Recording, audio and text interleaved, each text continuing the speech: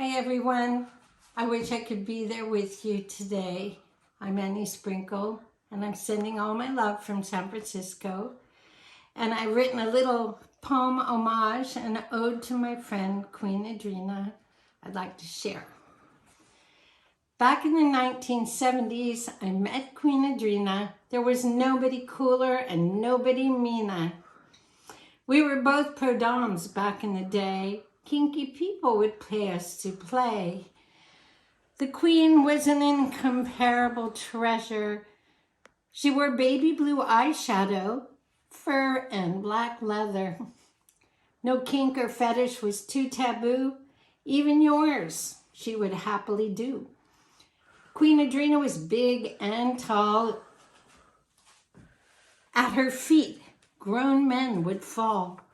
While she would act mean and bold and cold, under her costumes was a heart of gold. She would write, sing, and perform hit songs, make movies and plays, and never get the gong. Eventually, Queenie became Matilda the Hun. Professional wrestling became part of the fun. With her bare hands, she wrestled wild beasts. Then, for tasty treats, she ate their raw meats. She was the best badass babe in the land, but always willing to lend a helping hand. Matilda never held back her political opinions. Still, she was worshipped by all her minions. Her sense of humor earned her great fame and money. We all loved the Queen for being super funny. Queenie was a killer performance artist. Watching her was always a visual feast. I'm so glad I helped her place her archive. Go to Harvard's library, and take a deep dive. Whether Deanna, Adrena, or Matilda the Hun, every one of her lives was so much fun. We spoke a few days before she left her ailing body. Until the end, she was sweet, badass and body. For half a century, she was my beloved, treasured friend. I'm grateful to Robert and Roxy, who were by her side till the very end. I'll miss the Queen, there is no doubt, but I will try. I will not cry, and I will not pout. Instead, I'll look up in the night sky and see Queenie's star glow. Gaze upon it, and I'll feel her love glow. And you can too, as you know, and big hugs and blessings. Thank you for being there, everybody.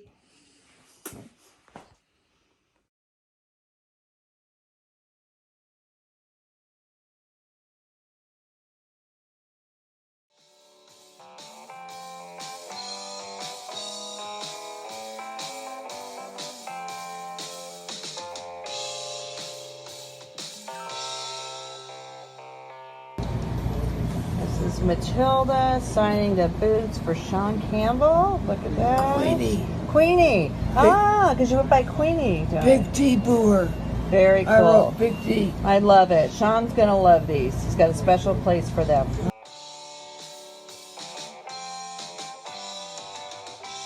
I want to thank all my fans who've heard all the tales and magical stories, and seen all the wonderful pictures and footage of G.L.O.W. And so glad that we connected.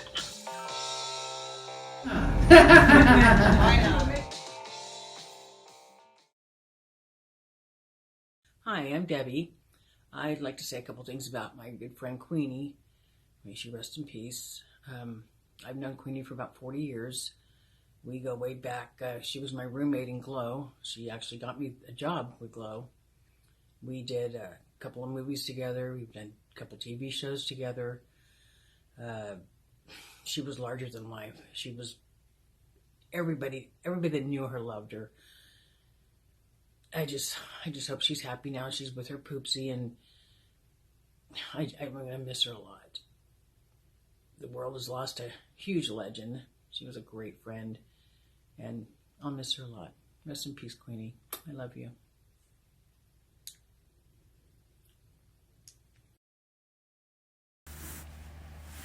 Hi guys, I wanted to share a couple things about Queenie, hopefully that you'll find interesting. One of the things that she was so proud of was that she was G.L.O.'s first champion. And she claimed she was the first champion of G.L.O. because in the pilot season, Tammy Jones had to wrestle her for the championship.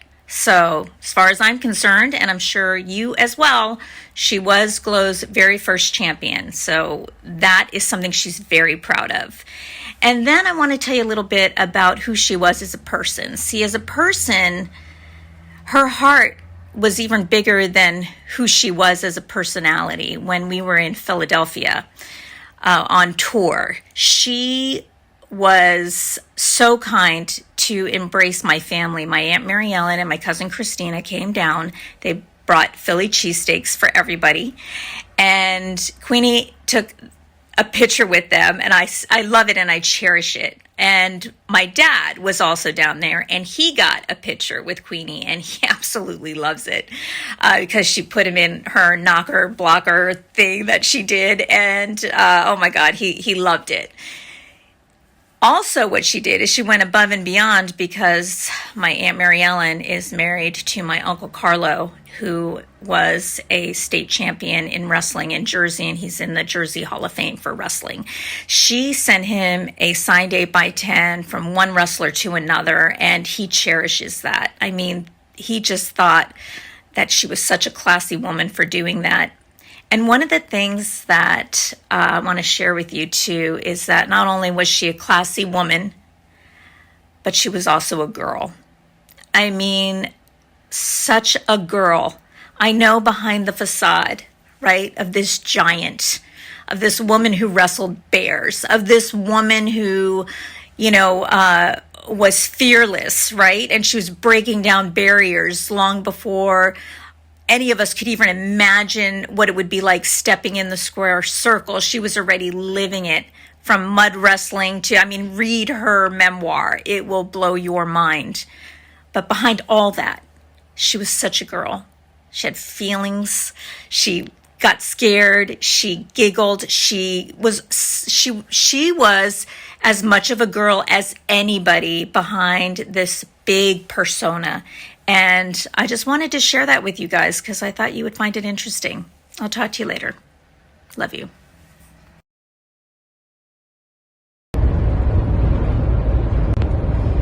Aloha to Matilda the Hun's family, friends, and fans. Just wanted to give you my condolences and much aloha.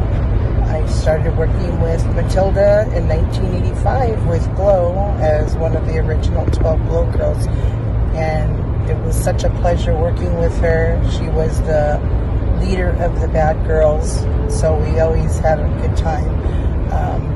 She will be greatly missed. The fans all love her and will remember her forever, and she is now amongst the other G.L.O. girls in heaven. So heaven just got a little better with the mean girl of G.L.O., the icon of G.L.O. So we'll miss you, Matilda. Much love. It's been great knowing you, and you will always be in our hearts. Aloha, and much sympathy to her family, friends, and again, G.L.O. fans. Aloha. Hi, I'm Sunny from G.L.O., and my memory of Matilda, well, there's quite a few memories. I was blessed to be around her a lot. The last couple of years, actually since 2014, we've gotten to know her, but the Afterglow musical is where I really got to know Matilda and her caring heart and how she can sing like no other. I mean, when she belted out songs, I was like floored. I'm like, wow, beautiful voice and a beautiful heart. And we're certainly going to miss her. I miss her so much, but I'm jealous because she's up there with Mount Fiji and all the rest. I mean, we've got Sally and Angel now, and oh my gosh, it's another G.L.O. troop that can wrestle in the ring. And thank you, Robert Wynn, for all you do, and Roxy for taking care of her and letting us talk to her on on Zoom and everything. It was a pleasure while she was in there, and I'm so glad she's out of pain, you know. So, and she's up there, you know, and God bless and take care. Bye.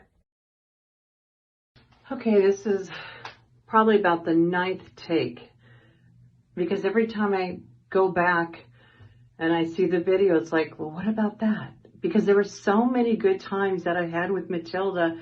It's like, I don't want to, you know, forget. I want people to know, just, I mean, even the last 3 years when I would go visit her, her laughter kept me going for that week. She even wished my son a happy birthday, or she would call me to see how I'm doing. That's who Matilda was. And she had this big dream that all the G.L.O.W girls were going to live in one house and be happy together. Matilda, she was incredible, and she is incredible. And I will never, never forget her. I love her so much. And I hope she's watching above, because I'm going to do you proud. I'm going to keep your name out there. I'm never going to forget you. And my family, my kids, Dylan, Kayla, Lindsay, Dan, we all love you. We miss you. You were my family. I love you, Matilda. Hi everyone, this is Ashley, and I just wanted to let you all know how special Queenie was to me. She was a great friend for years. We did the pilot together for G.L.O.W, and ever since we've kept in touch, sometimes not as much as I'd like or she'd like, but we've always remained in contact, and she was just such a joy and a wonderful person, and so talented. So I know, Queenie, you're up there and you're resting in peace or tearing it up with Fiji and Poopsie. Wow, Poopsie. You guys were a great couple, but I'm really glad that you're together and that I know I'll see you again. I'm just going to miss you very, very much. I love you, sweetie. Hi, I'm Chris Carver, and I have the privilege of directing Matilda in the Afterglow stage production that we did a few years back. And my main memories of her was being able to rehearse with her in her home, just one-on-one, she and I, and the zest she had for life and the love she had for this industry and for show business, and the respect she had for her place in it and her contribution to that community, and her love to that community and to the wrestling community. It was an honor to know her. It was a privilege to get to work with her, and I will always treasure the friendship and the time that she gave me. It was wonderful. We'll miss you, Matilda. Dee, where do I start? You took me in from the beginning, and our hearts were melded together, and you forever will be my friends. Well, we're going to miss you here, but I can't wait to see you when I get up to the glorious city so we can cause a ruckus, like we do. Until then, you're here, and you're in my heart. Love you.